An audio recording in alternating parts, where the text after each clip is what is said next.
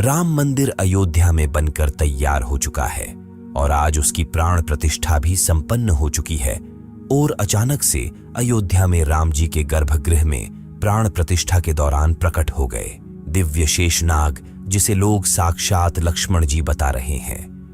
प्राण प्रतिष्ठा के दौरान इतना बड़ा चमत्कार देखकर बड़े बड़े पंडित विशेषज्ञों के साथ साथ देश के प्रधानमंत्री जी के भी होश उड़ गए।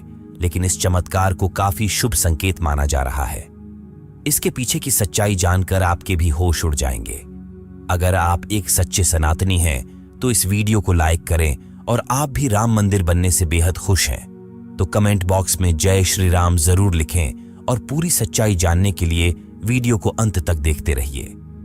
अयोध्या इतिहास रचने के बहुत करीब है। आखिरकार वो घड़ी आ ही गई जिस दिन का सभी सनातनी लोगों को बरसों से इंतजार था। अयोध्या में बन रहे भव्य राम मंदिर में अब प्रभु ने विराजमान होकर अपने भक्तों को दर्शन दे ही दिए। प्राण प्रतिष्ठा से पूर्व ही अस्थायी गर्भगृह में रामलला के दर्शन बंद कर दिए गए। अब 23 जनवरी से दोबारा दर्शन आरंभ होंगे, जब राम को नवनिर्मित राम मंदिर के गर्भगृह में स्थानांतरित किया जाएगा। इस आंदोलन की आंच में पूरा देश झुलसा था। सैकड़ों ने सीने पर गोलियां खाई तो हजारों ने अपना लहू पानी की तरह बहा दिया। बात हो रही है राम जन्मभूमि यानी अयोध्या की, जो 22 जनवरी को राम मंदिर की प्राण प्रतिष्ठा हुई है। उसमें पूरी दुनिया को भगवान राम के अस्तित्व से रूबरू कराया है। इस कार्यक्रम के लिए 7,000 से ज्यादा वीवीआईपी और वीआईपी को न्योता दिया गया है। लेकिन जब 22 जनवरी को विशेष ज्योतिषाचार्य की उपस्थिति में प्रधानमंत्री नरेंद्र मोदी द्वारा प्राण प्रतिष्ठा का कार्यक्रम किया जा रहा था, उसी दौरान जो बड़ा चमत्कार हुआ, सच्चाई सुनकर आपके भी रोंगटे खड़े हो जाएंगे। जितना राम मंदिर निर्माण की चर्चा हो रही है, उससे ज्यादा प्राण प्रतिष्ठा को लेकर भी हो रही है। जब नरेंद्र मोदी यजमान प्राण प्रतिष्ठा की तैयारी करने पहुंचे तो चारों भाइयों के साथ रामलला की छोटी प्रतिमा और 5 फुट की बालक स्वरूप रामलला की बड़ी प्रतिमा गर्भगृह में स्थापित की गई। सबसे पहले तो प्राण प्रतिष्ठा में जितने भी हमारे यहाँ देवता है, नवग्रह हैं और जितनी राशियां हैं, सभी को शांति करने के लिए पूजा अर्चना हुई। ये सब करने के बाद में मूर्ति के शुद्धिकरण किया और मंत्र जाप शुरू किया गया। ये मंत्र काफी वैदिक होते हैं। इन मंत्रों में ऐसी शक्ति होती है कि ये किसी भी मूर्ति के अंदर प्राण डाल सकते हैं। लेकिन जब प्राण प्रतिष्ठा का कार्यक्रम चल रहा था, इस दौरान वहां पर एक ऐसा चमत्कार हुआ जिसे देखकर सभी पंडितों के और वहां खड़े सभी लोगों के होश उड़ गए। गर्भगृह में प्रभु श्री राम की मूर्ति में चरणों के पीछे से अचानक सांप का एक छोटा बच्चा बाहर निकल आया, जिसे देखने के बाद सभी लोगों का यही मानना था। स्वयं शेषनाग ने प्राण प्रतिष्ठा के इस कार्यक्रम में आहुति दी है। सभी लोगों ने उन्हें प्रणाम किया और सुरक्षित तरीके से बाहर मंदिर परिसर के बाहर छोड़ दिया गया।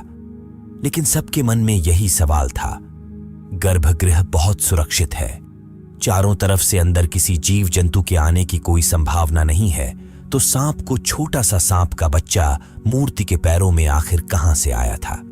क्या वो वहां पर चमत्कारी रूप से प्रकट हुआ था? इसके बाद इस चमत्कार को शुभ संकेत मानकर स्वयं लक्ष्मण जी की वहां पर उपस्थित मानकर पुण्य प्राण प्रतिष्ठा का कार्यक्रम शुरू किया गया। अब सबको इंतजार था उन 84 सेकंड का, जिसके दौरान प्रभु श्री राम की आंखों से पट्टी हटने वाली थी और मूर्ति में प्राण प्रतिष्ठा होने वाली थी। इन 84 सेकंड को विशेष मुहूर्त के तौर पर देखा जाता है, जिसे अभिजीत मुहूर्त कहते हैं, जो कि 11 बजे से लेकर 12 के बीच कुछ सेकंड होते हैं। और जैसे ही 11 से 12 बजे के बीच अभिजीत मुहूर्त का निर्माण हुआ, उन खास 84 सेकंड के दौरान विशेष ज्योतिषाचार्य द्वारा प्रभु श्री राम की आंखों की पट्टी खोल दी गई। मूर्ति की आंखों के सामने रखा हुआ कांच अपने आप टूट गया और मूर्ति की प्राण प्रतिष्ठा संपन्न हुई। मतलब कहा जाए कि प्राण प्रतिष्ठा अर्थात पत्थर की मूर्ति को जीवंत करना है। चाहे पत्थर की मूर्ति हो, चाहे धातु की मूर्ति हो, चाहे लकड़ी की मूर्ति हो, जो भी मूर्ति होती है, प्राण प्रतिष्ठित होने पर ही वह पूजनीय होती है। यदि प्राण प्रतिष्ठा नहीं है तो जैसे दुकान में पंडित की हुई मूर्ति वही है, तो इसीलिए उसकी विधि विधान से प्राण प्रतिष्ठा की व्यवस्था है। जो शक्तियां परमात्मा में होती हैं। उन मंत्रों के द्वारा उन सारी शक्तियों को उस प्रतिमा में स्थापित किया जाता है जिससे लोग दर्शन करने के बाद और लाभ उठाते हैं, और उन जिन जिन भावनाओं के साथ उनका दर्शन करते हैं उनका कल्याण होता है। अब सवाल उठता है कि अगर प्राण प्रतिष्ठा के दिन आम जनता राम मंदिर के दर्शन नहीं कर सकती है तो उनके लिए मंदिर के द्वार कब खुलेंगे? बता दें कि आम जनता के लिए राम मंदिर के द्वार 25 जनवरी से खुल जाएंगे। हालांकि मंदिर के दर्शन के लिए लोगों को पहचान संबंधित अपने दस्तावेज लेकर जाने होंगे। इन दस्तावेजों की लिस्ट में आधार कार्ड को पहले नंबर पर रखा गया है। इसके अलावा देश भर में संघ के 45 प्रांतों में रहने वालों को भी राम मंदिर दर्शन का न्योता भेजा गया है। इसके तहत रोजाना 25,000 लोग 45 दिन तक राम लल्ला के दर्शन करेंगे, जिनके ठहरने और खाने पीने की व्यवस्था राम मंदिर ट्रस्ट की ओर से की जाएगी। बता दें कि इनमें वे लोग शामिल होंगे जिन्होंने राम मंदिर आंदोलन में हिस्सा लिया था या जिन्होंने राम मंदिर धन संग्रह में कंधे से कंधा मिलाकर साथ दिया था। अब हम आपको अयोध्या में बने इस राम मंदिर की कुछ ऐसी हैरान करने वाली विशेषताएं बताएंगे जिसके बारे में आपको भी नहीं पता होगा, और अगर आप एक सच्चे राम भक्त हैं तो वीडियो के साथ अंत तक जरूर बन रहे। मंदिर का निर्माण प्राचीन भारत की नागर शैली में किया गया है। इस मंदिर की ऊंचाई कुतुब मीनार की लगभग 70% है। अयोध्या में भव्य राम मंदिर भारतीय पारंपरिक विरासत का एक सुविचारित वैज्ञानिक रूप से क्रियान्वित और अद्भुत नमूना है। अयोध्या में लगभग 3 एकड़ भूमि पर बना यह मंदिर 161 फीट ऊंचा, 235 फीट चौड़ा है और इसकी कुल लंबाई 360 फीट है। मंदिर को मजबूत बनाने के लिए खास जोर दिया गया है। इसकी नींव 15 फीट गहरी है और फाउंडेशन पूरी तरह स्टोन से बना है। मंदिर में लोहे या स्टील का इस्तेमाल नहीं किया गया है, जिस कारण यह मंदिर 1000 सालों से भी ज्यादा समय तक सुरक्षित रहेगा। मंदिर का निर्माण इस तरह से किया गया है कि रिक्टर स्केल पर 7 की तीव्रता का भूकंप भी इसका कुछ नहीं बिगाड़ पाएगा। राम मंदिर में कुल 46 दरवाजे लगेंगे।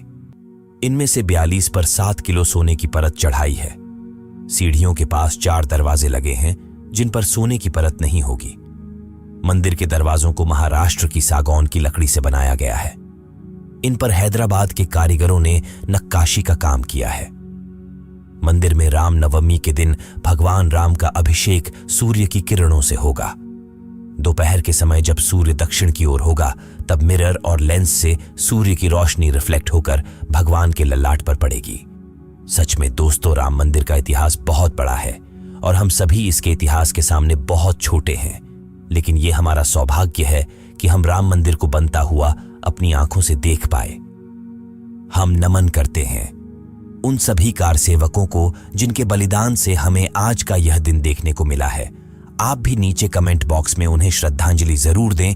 और अगर आपको ये वीडियो पसंद आई है, अगर आप एक सच्चे राम भक्त हैं, तो वीडियो को लाइक करके कमेंट बॉक्स में जय श्री राम जरूर लिखें। रोजाना ऐसी ही सत्य चमत्कारी घटनाएं देखने के लिए हमारे चैनल को सब्सक्राइब करके बेल आइकन प्रेस कर लें। धन्यवाद।